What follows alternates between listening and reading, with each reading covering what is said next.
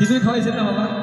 তাহলে এত কম জোরে দিলে হইবে না তো জয়, আর একটু বেশি জোরে জয় দিতে হইবে, যেন এনজিবির মানুষ শুনতে পায় কমসে কম। এখান থেকে পাশেই এনজিবি, তাহলে সবাই মিলে আরেকটু জোরে। হ্যাঁ, দেবশিল্পী বিশ্বকর্মা বাবা কি, দেবশিল্পী বিশ্বকর্মা বাবা কি, দেবশিল্পী বিশ্বকর্মা বাবা কি। খুব সুন্দর গাইছি মা, হালকা রসের গান।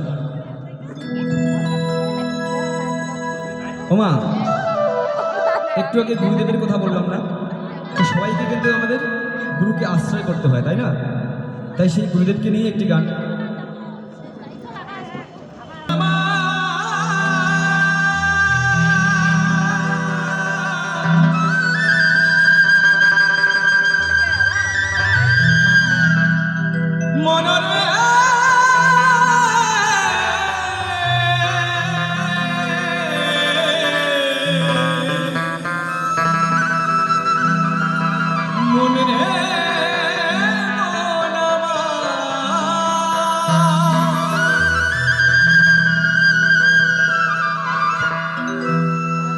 এই মনে বাবলা গাছের কষ লেগেছে,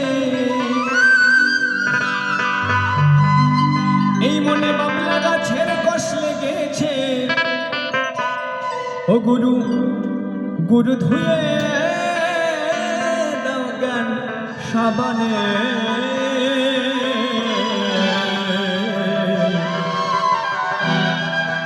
গুরু আমার মনের ময়লা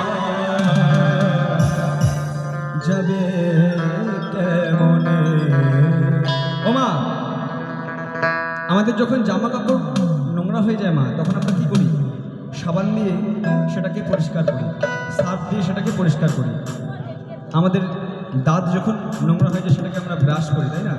কিন্তু মা, এভাবে আমাদের যে মন রয়েছে, আমাদের মনটাও তো নোংরা হয় মা, হয় কি না মা? ও বাবা, হয় কি না? আমাদের মনটা নোংরা হয় কি না?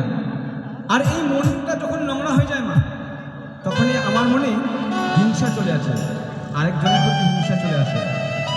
মনের মলিনতার জন্যই আজকে এই ভব সংসারে দাবাগ্নির মতো আগুন জ্বলছে। পরিবারে পরিবারে, ভাইয়ে ভাইয়ে, পিতায় পুত্রে, দেশে দেশে, সব জায়গায় মা এই মনের মলিনতার জন্য। তাই বলছে এই মনটাকে কীভাবে পরিষ্কার করা যাবে? বলছি গুরুদেবের কাছে আশ্রয় গ্রহণ করতে হবে, আর গুরুদেবের কাছে জ্ঞানরূপী সাবান আমাদের ব্যবহার করতে হবে। তাহলে এই সেই মনের মলিনতা আমাদের দূর হয়ে যাবে। তাই মহাজন বললেন সবাই মিলে